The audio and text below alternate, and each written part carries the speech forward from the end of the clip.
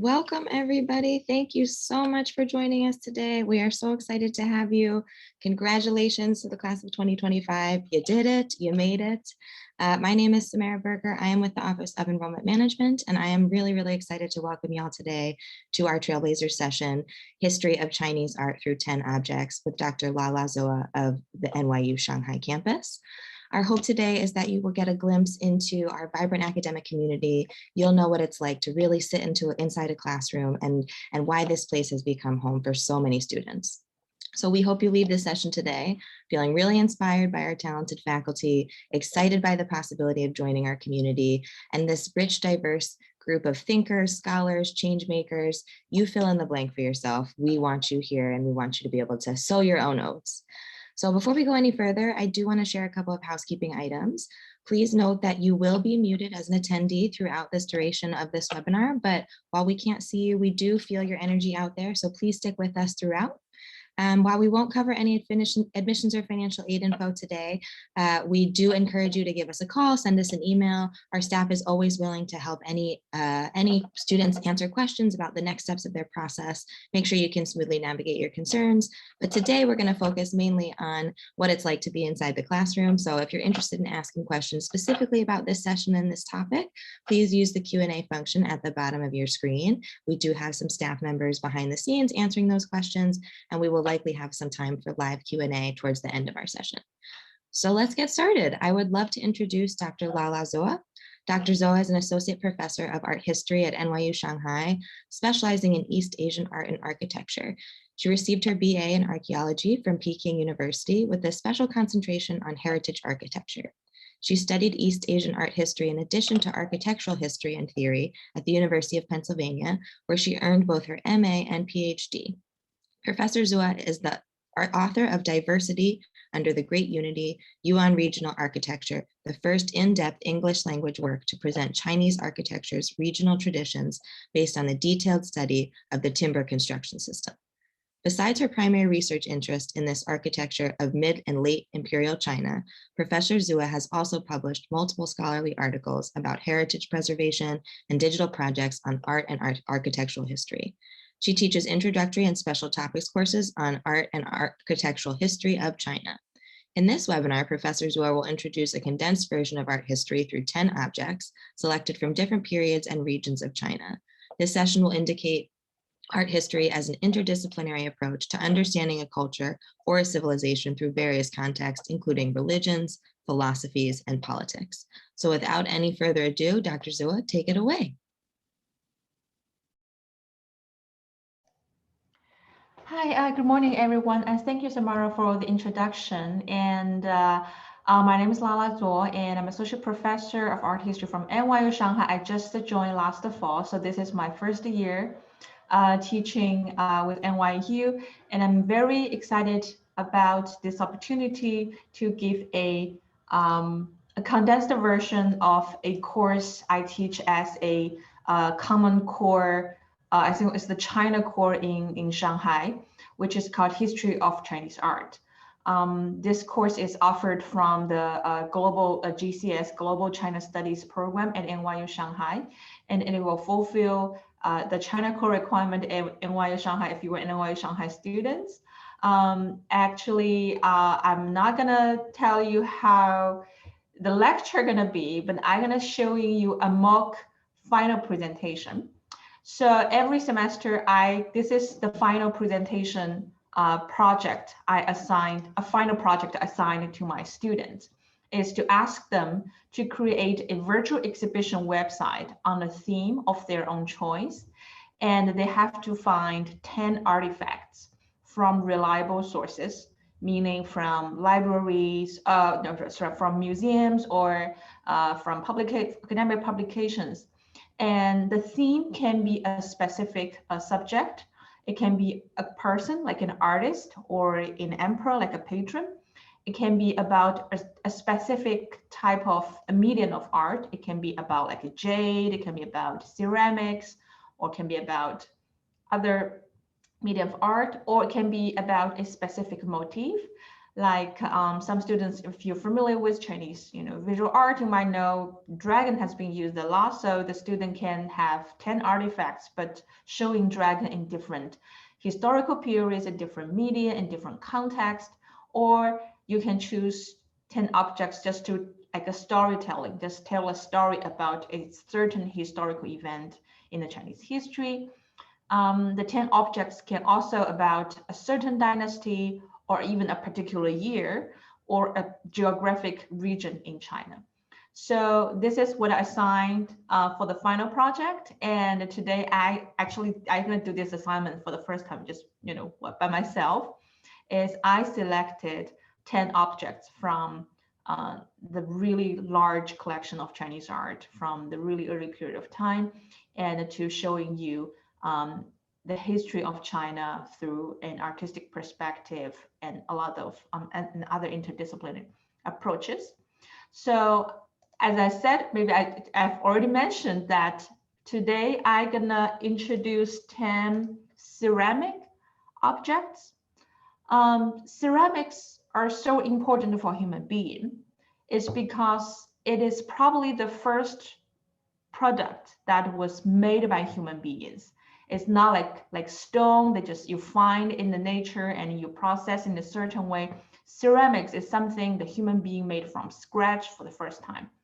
And the invention of pottery or ceramics introduced the fundamental shifts in the human subsistence practices and the social symbolic behaviors.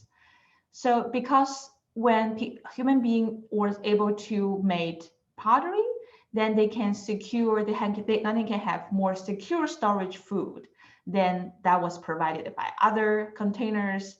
And now they can have, a certain arrangement for how to collect and how to consume and how to distribute food. So this is a very major social symbolic behavior changes in the human being history. And usually people would believe that making pottery started from the Neolithic period of time. So the production of potteries is often seen as a sign for what we call the Neolithic revolution, which means the human beings started to enter in the Neolithic period. They have their own production of goods, and they have agricultural and use of all kind of tools, things like that.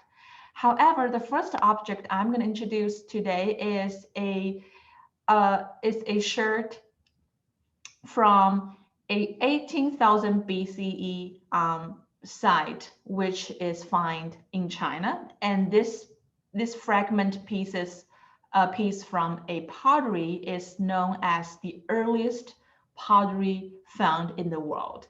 And it is found in the today's China's Jiangxi province. The site is called Xianrendong shirt. So this piece just showing you making pottery is what the Chinese people or the people who've been living on the land of China for. They're really good at it, and they're the first people, the first people in the world have made pottery. But this doesn't seem to do anything with art, right? So it's just a piece of a pot fragment. However, the second object I'm going to introduce here is also a pottery, but now it's actually a really fine art form. So this is a painted pottery basin with fish and human face design excavated from the Banpo site of the Yangshao culture, which is dated from 5,000 to 3,000 BCE. It's one of the very famous Neolithic culture in the central land of China. So now we actually see art here. Probably in other civilizations or in other Neolithic culture, we find art be carved on the rock, or we find rock has been made to a certain shapes of art. But we find the earliest form of art in ceramics, painted on ceramics. That's the Yangshao culture. So now, in addition to being used for storage, cooking, and drinking and eating, we find the earliest artistic form produced in China in this Neolithic Yangshao culture, which showing the totem and is for a ceremonial purpose. This colored pottery basin is red with intermittent black ribbons painted on the edge of the mouth and two sets of symmetrical human mask fish patterns on the inner wall with black color. If you can look closely on your screen, you can see the human face is round with bone-like spikes and fin-shaped decorations on top of the head. So it's a human face with fish fin. And the right half of the forehead is painted black, and the left half is black and semi-curved. The eyes are thin and straight. Seemingly, the eyes actually are closed. The human head has a strange attire like a makeup image for religious activities, showing this identity of a wizard. In addition to the human face, there's a disformed fish pattern on the left and the right side of his mouth. And the fish head overlaps with the outline of the human mouth, which seems to be holding two big fish at the same time in the mouth. And in addition, there are two fish patterns on the left. There are two fishes on the fish on the left and right side, and we can see they're actually are chasing each other. So the composition of the whole picture is free and dynamic with simple patterns and full fantasy colors. Therefore, what is this ball as for? This type of picture is generally regarded as a symbol of the wizard, asking the fish god to possess his body. So he's like eating fish and has fishing on top of his head. It's like the fishing kind of coming into his body and calling for the soul of the child who died. And why do we know it's a child? Because this ball, this basin was actually found to used as a lid for a children's ossuary. An ossuary is a container for a child's skeleton. So this is to calling the soul for a child who died and a praying for good luck for the people. So some people think that the coexistence of human mask and fish pattern constitutes a human-fish fusion, which implies that the fish has been fully defined and may be worshipped as a totem. And the ancient Banpo people painted the fish patterns and net patterns on many, many parts. So this is not just one or only the one part. There's many repeated. So this repetitive patterns has been many parts. And we also find many other animals like frogs and deer has also been painted on the Yangshao pottery, but nothing can be compared to the fish pattern that's been so prevalent and so typical, showing a really wizardry of kind of purpose.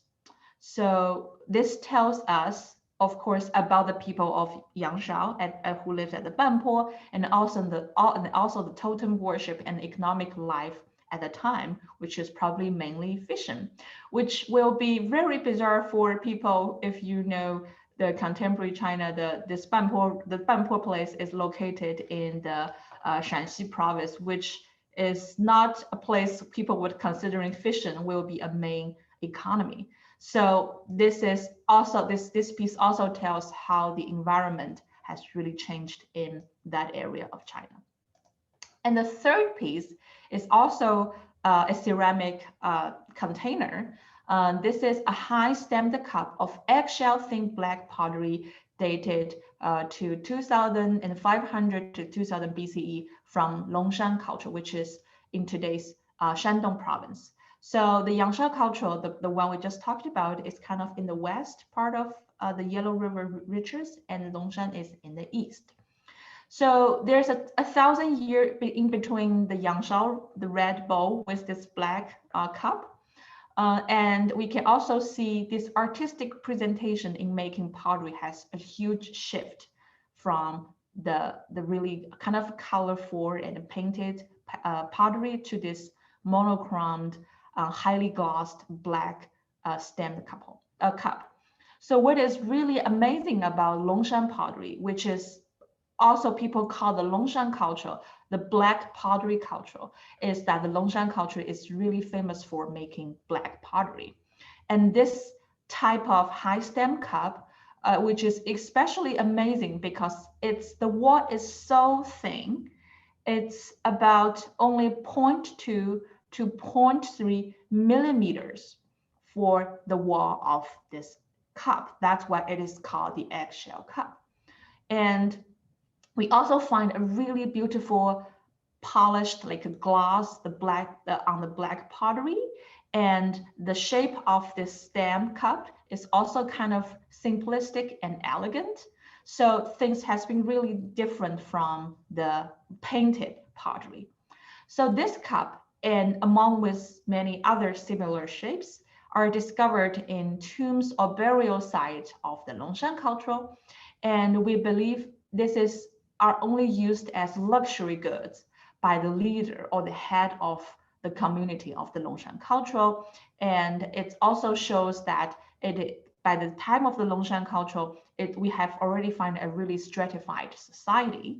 The population of the Longshan culture has expanded dramatically during the 3rd millennium BCE, with many settlements have rammed the earth walls, means they already have some kind of settlements like a city, like a walled city for defensive reasons. So the society has stratified, and if we look at this ceramic cup closely, we find the technology really advanced compared to 1,000 years ago. Now, only with a really high temperature, probably from 900 to 1200 Celsius, can we make this crystallized carbon black pottery with a gloss and with this really, really thin wall. So the technology really advanced.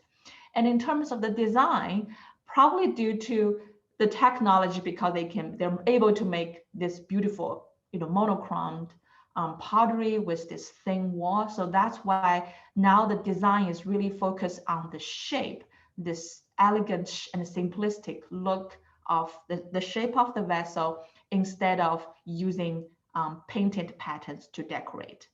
But still, this is also a ritual vessel that people believe the shaman or the upper class people might want to use it for ceremony. Longshan culture, the pottery of Longshan culture is also important, not only because it's its own, and also because it shows the prototypes of the Bronze Age, the bronze vessels during China's Bronze Age. So Longshan culture eventually evolved into the Bronze Age, and the Longshan pottery serves as prototypes for bronze vessels. So how we make a bronze vessels? We need pottery model and a pottery mold. So then we can cast the copper, using the model and using the combination of the model and the mold, so we can actually have the bronze vessel to be made, right? So after the early Tang culture, or probably the early period of the Shang Dynasty, the bronze vessels in China has evolved into a really elaborated zoomorphic design.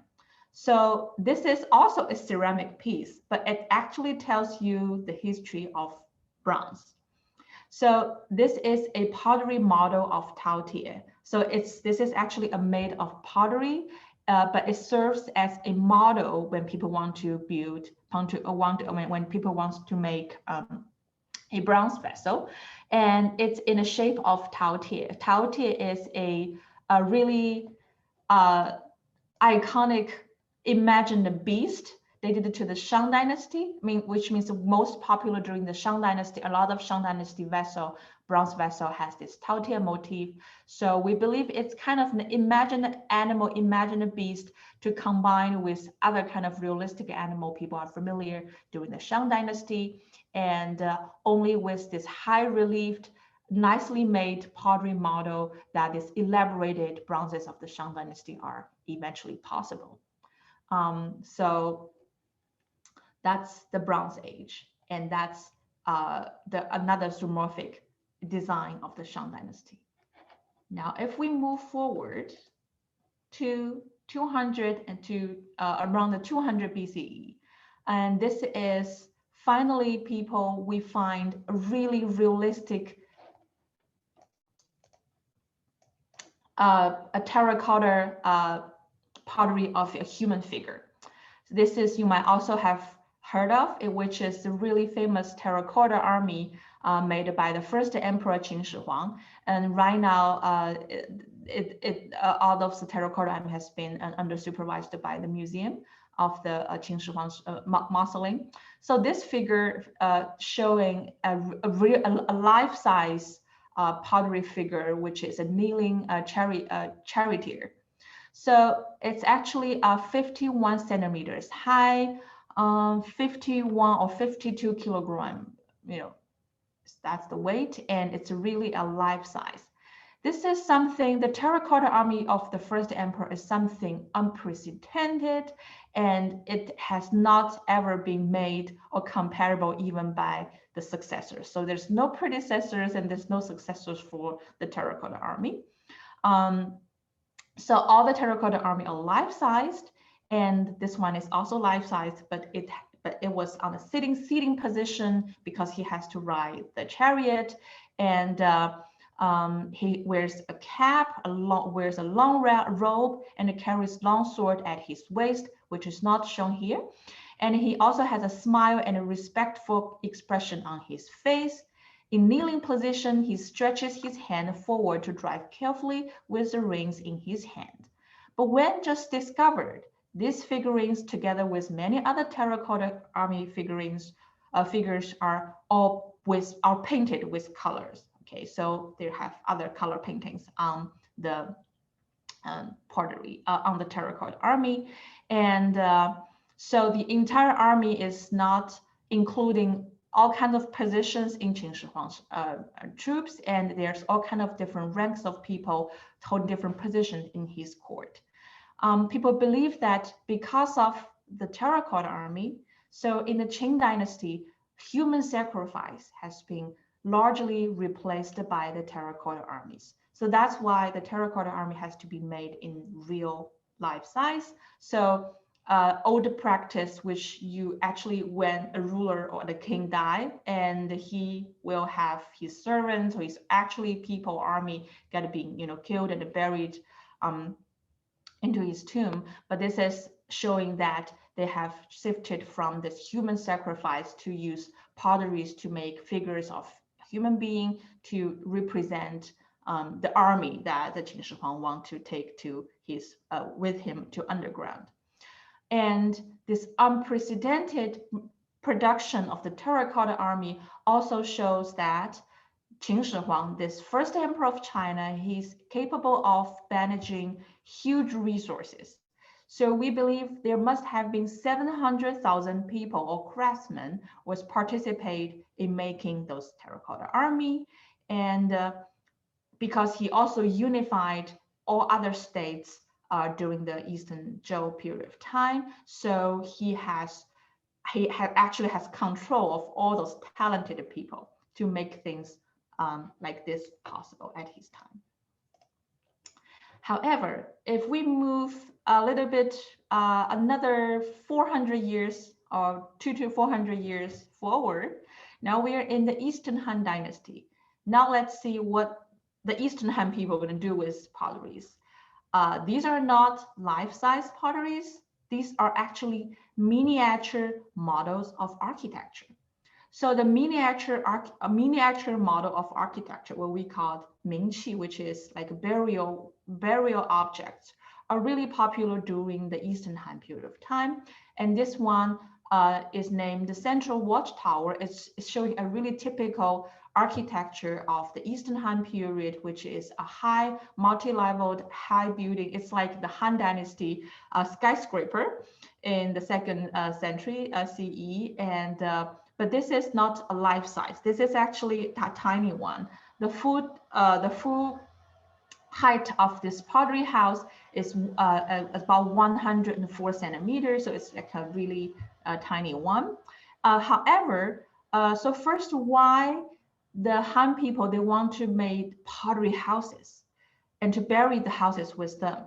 So now we kind of know that in the Han Dynasty, the people believe there are two parts of their soul. One is Hun and the other is Po. So the Hun is the spiritual soul, which actually gonna go to the heaven, gonna ascend to the heaven after people die. And the Po are actually the soul, they have to keep it underground in their tomb. So this house is probably the residential place the Han people, they want their poor to live after they die. And why it is a multi-storied, this also tells us the popularity of building like high buildings or skyscrapers in the Han Dynasty. One reason people would explain is showing the defensive purpose for the house. And another thing which is more related to Taoist belief is that people believe the immortals living in the heaven. So they have to build high buildings and then go up to the high buildings so they can actually talk to communicate with the immortals in the heaven. So that's the Eastern Han pottery. The next thing is more have a really beautiful feminine feeling in this Tang Sancai lady figurine. So now we move to the Tang Dynasty. So we actually find the glaze are more often used on potteries. So this is a very famous type of pottery in the Tang Dynasty, which we call Tang Sancai, which is Sancai, the tri-color glaze. But actually there are only two colors. So the third color is the white body of this pottery, this figure, and there are only two colors. One is green and the other is brownish red. So this pottery figure shows a lady is playing a game called polo. So it's also tiny. It's not life-size as the first emperor's Terracotta Army. It's 35 centimeters tall. But it also shows funeral becomes lavish again in the Tang Dynasty, and they're always buried with exceptionally resplendent goods in the Tang Dynasty tomb. And the various figurines of different sizes were fashioned from clay, and they were covered with the yellow, green, and the brown low temperature glaze, create a really beautiful and dazzling effect. What is also very interesting about the Tang Dynasty figurine in the tomb is we see a lot of females has been depicted based on their beauty and their fashion. So this lady is riding on a yellow horse with a colorful saddle. The horse is robust. Its 4 strong legs standing on a rectangular stand as if waiting for a command. And the lady turns to the side with her head slightly leaning forward. Her left hand hold a halter and the right a polo stick.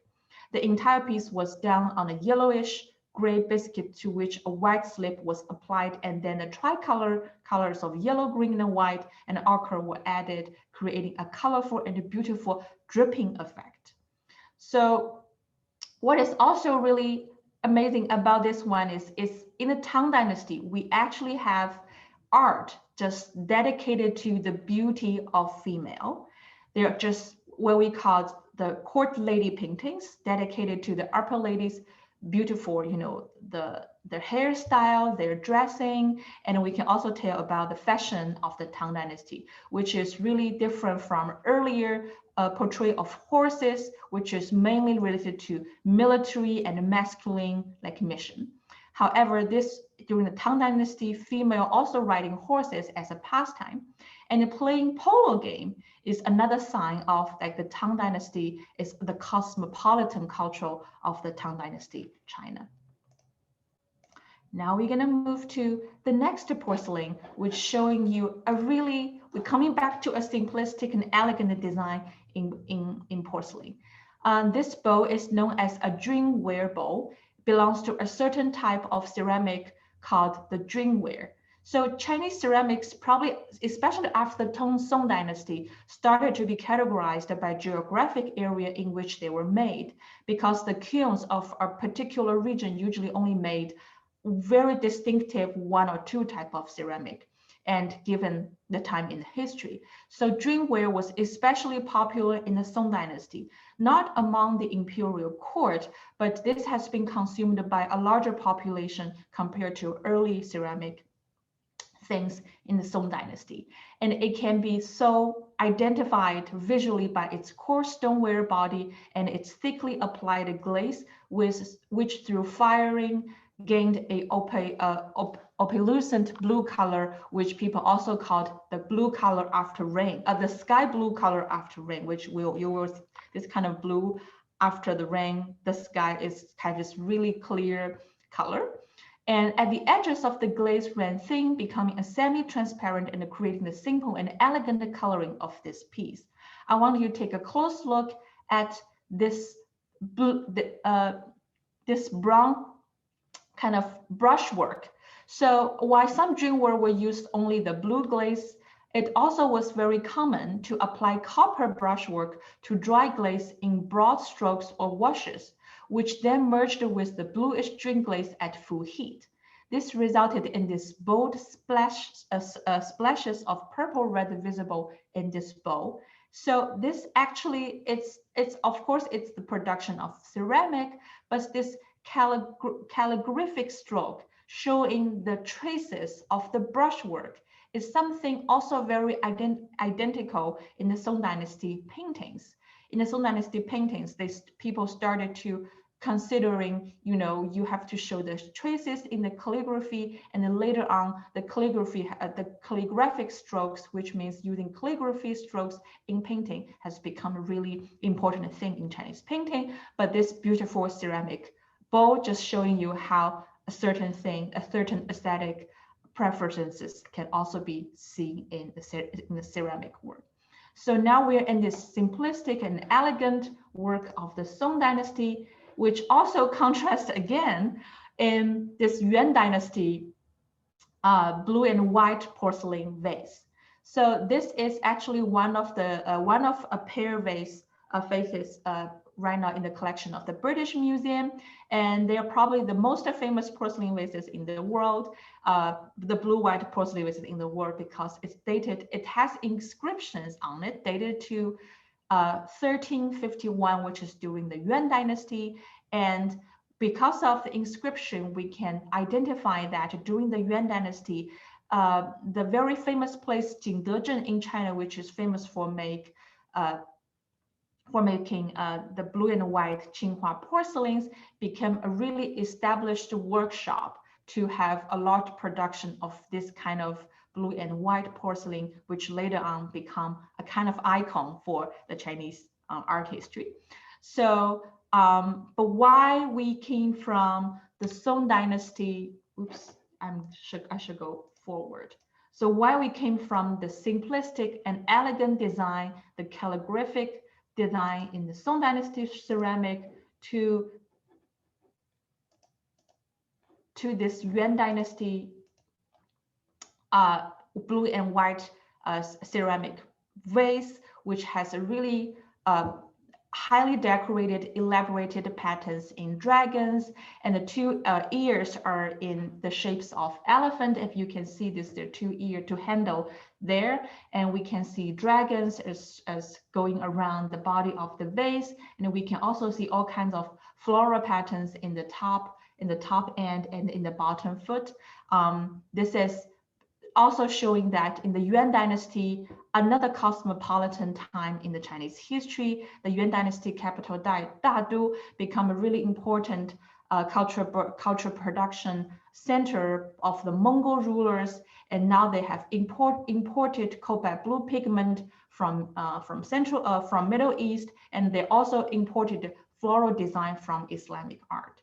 So the Yuan Dynasty Qinghua porcelain actually showing another global time in the Chinese history. And the last piece I want to show here is now this really iconic blue and white Qinghua ceramic of the Chinese porcelain production. Finally, it becomes a world commodity.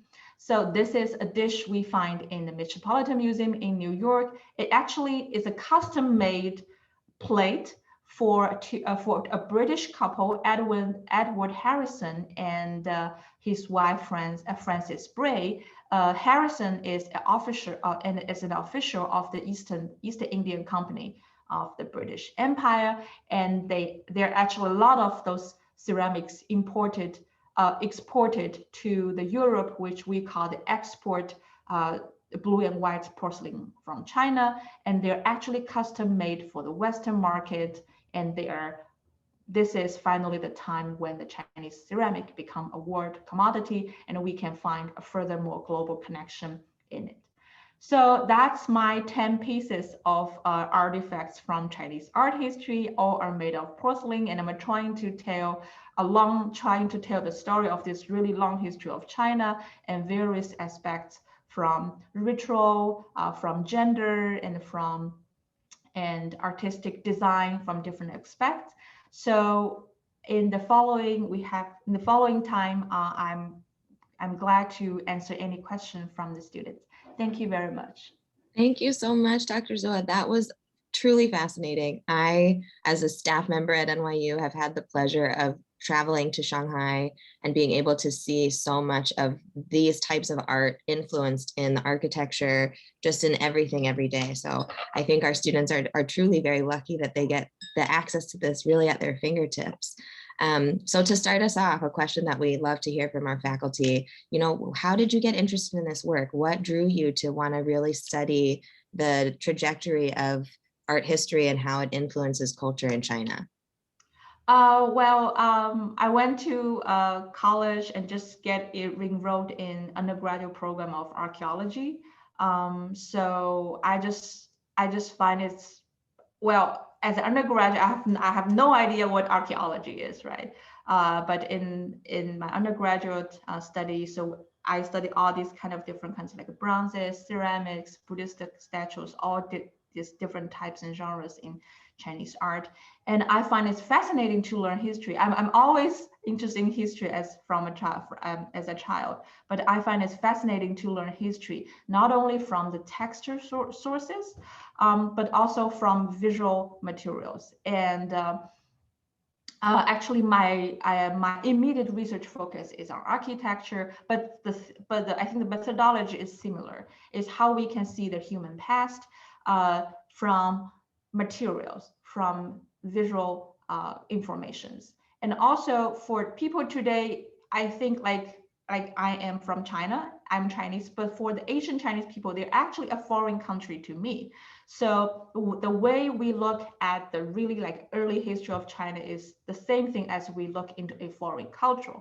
So that's why I find if we start with an object, start art is actually, we will find really closer to these people in the foreign past, more closer than to read historical texts. Well, you will also be required to read some historical text to study the artifacts, but I just find looking at the materials is really fascinating.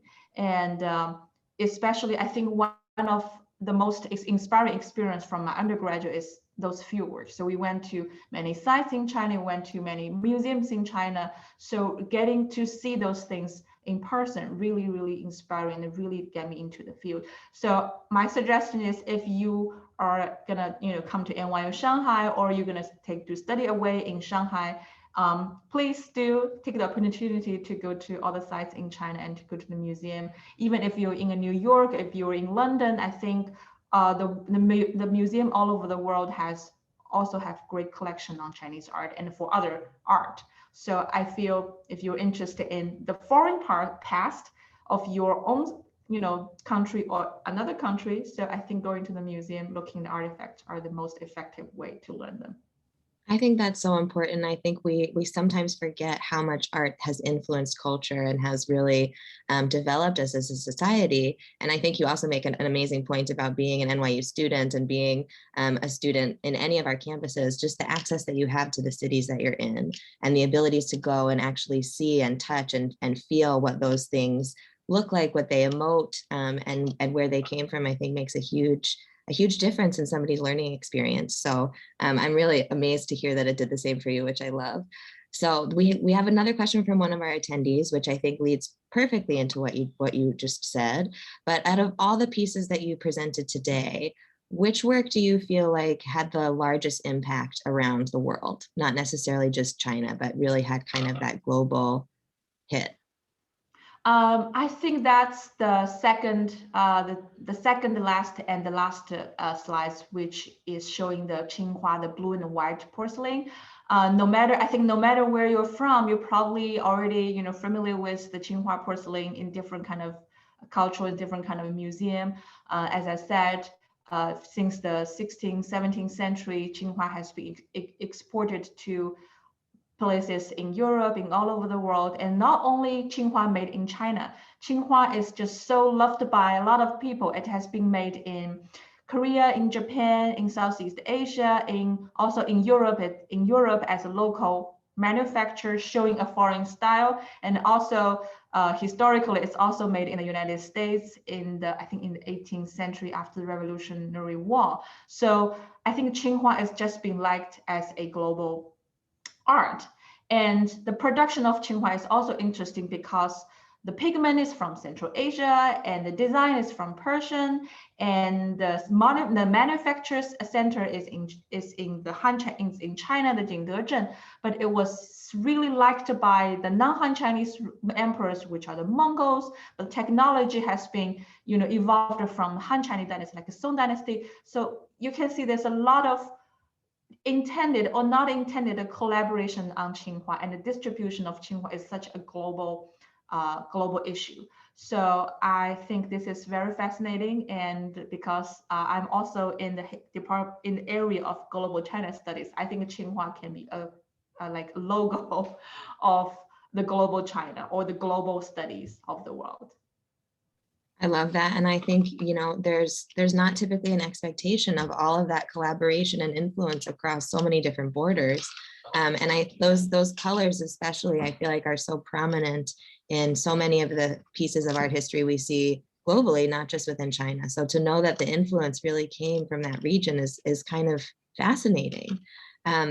We have another question from a student, Feeney, I hope I'm saying your name correctly. And they want to know, hi, Dr. Zuo, first of all, what periods of art in China really fascinate you the most? Is there a specific time in history that you just really love? Because my immediate research focus is on architecture, so I'm mostly interested in the middle period, as I said, as Mara has said in my introduction, so which is I would say from the Tang Dynasty to Tang Songyuan. So from the Tang Dynasty, which is 7th century to 13th century, which we sometimes define this as the middle period of China. The reason is just there are, great buildings survived from that period. So I can actually go to see the buildings, to go to study the architecture. And also, we not only have the survival of the materials, but we also have a lot of inscriptions and literature sources that can really make the research is really interesting. But actually, I'm also interested in, as I said, the global impact of Chinese art and architecture. So right now I'm looking at Chinese architecture built in the United States. I don't know if you are aware, there are actually, Chinese gardens, Chinese temples, Chinese archways built in the United States. And I'm looking into how architecture of China has how it played as a global impact, or how it has been conceptualized in different context, in different cultural contexts.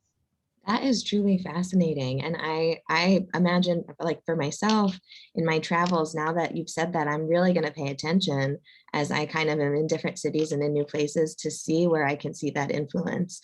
Because it's probably everywhere and just it's gone so unnoticed. But loved that question. Thank you so much, Feeney. And we have a couple more, one from one of our regulars, Sejia, if I'm saying your name correctly, I hope so, who's curious to know when can they start to take your class? What are some things that you teach, and how can students get involved with you? Are there any opportunities for research, or really getting interested and down and dirty in what you do? Mm-hmm. Yeah, so this is my first year, so I'll just tell you what I have done during my first and second semester. I'm teaching history of Chinese art is a survey I teach.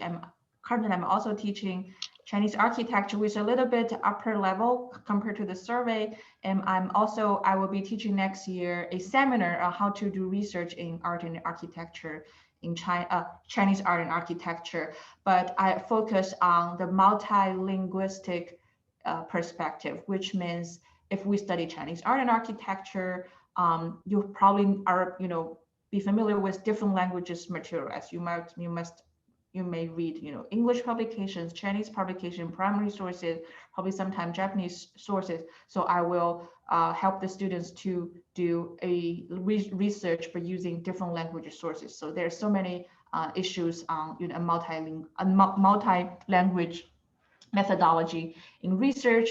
And I'm also interested in probably next year teach the digital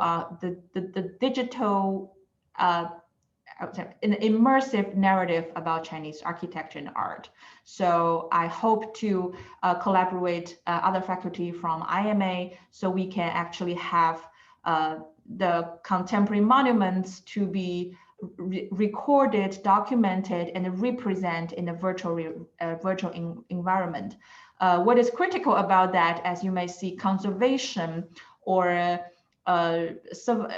conservation about some surviving monuments are so important, and some monuments are really kind of fragile. So I want to explore with my students. This is definitely a collaboration project with the faculty and students, how we can actually conserve or how we can understand the monuments in a virtual environment. And I'm also supervising DERF project, which is an undergraduate research project in NYU Shanghai. So I'm especially interested in advise any research that involves like a field trip or a digital creation on both art and architecture in China. And I'm also advising like capstone students doing certain topics. So don't hesitate to contact me if you're interested in any of this. I love that. You're not going to be busy at all next semester. It sounds like you have so much free time, but truly amazing stuff. And I think so many of our students love the field trip aspect, love being able to be immersed in what they're doing. And I think you hit on a really important point about NYU, that interdisciplinary and interdepartmental way that we get to work and really kind of work across lines and with faculty, with students, with all kinds of folks just within the cities where we're studying. So best of luck. I think that's amazing. I can't wait to hear more once we get into the fall.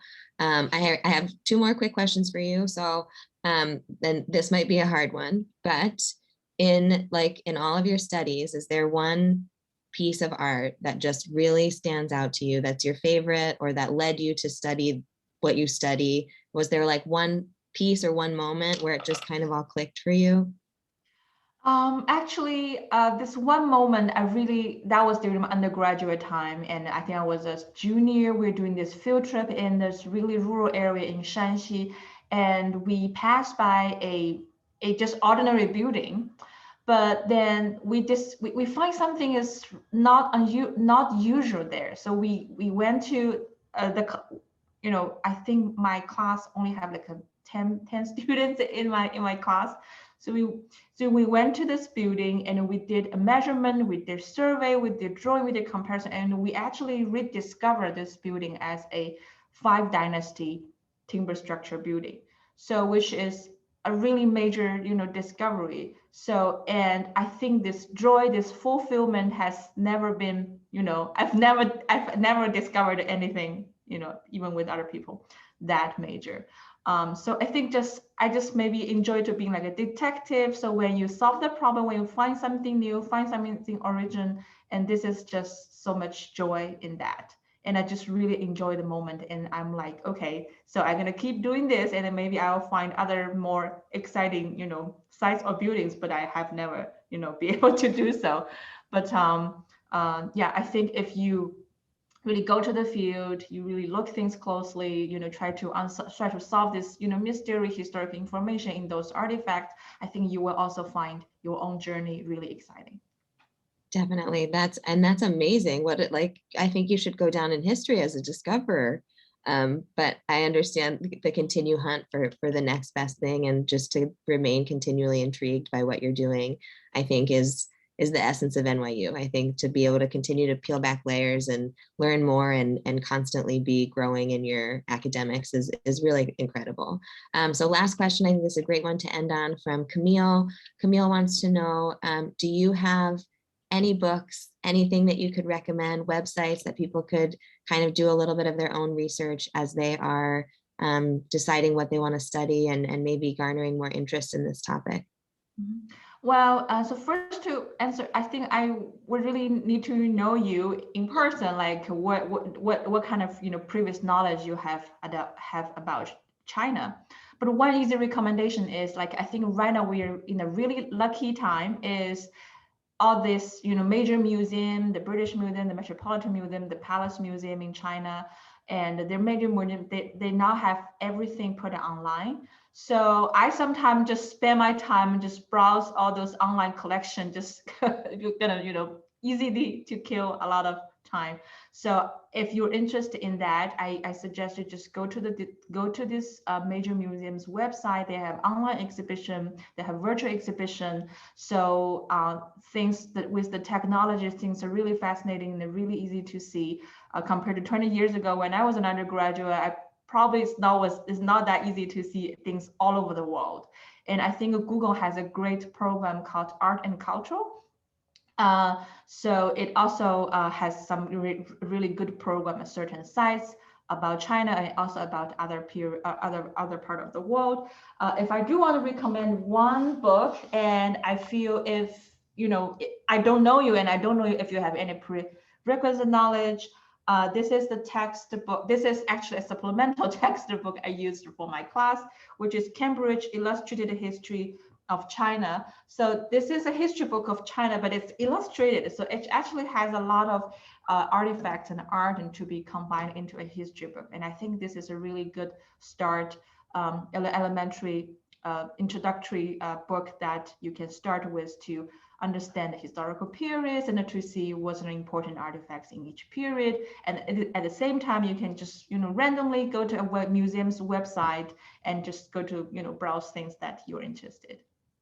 I love that. I think that's a great idea. And I think especially if you then end up studying in the city where you searched out that museum, the possibility of getting to go and see those artifacts would be really, really incredible. So thank you again so much, Dr. Zoa, for joining us. This was truly a wonderful session. I learned so much. I hope the same goes for our students out there. We thank you to our audience for being here. Before we wrap up, we just want to share a few ways that you can stay connected with us throughout the coming months. So we know you're making your decisions now. It's almost college signing day if you haven't decided yet. So if you have any questions about the next steps of your admission, feel free to email us at admissions@nyu.edu. If you're specifically interested in NYU Shanghai, please email us at shanghai.admissions@nyu.edu. And finally, if you're interested specifically in NYU Abu Dhabi, you can email us at nyuad.admissions@nyu.edu. So with that, of course, follow us on all the social channels at Meet NYU. We'd love to engage with you out there. And until we can officially welcome you to campus in the fall, please be sure to check out any other virtual offerings. Visit the link that we're going to drop in the chat right now. And congratulations again. We really can't wait to meet you. Thank you for joining us. And we hope you have a great evening, morning, afternoon, wherever you're calling in from. Bye, everybody. Thank you. Thank you, Samara, for organizing. Thank you, Bye, Dr. Zoa. It was great to see you. And thank you to my counterpart, Chris.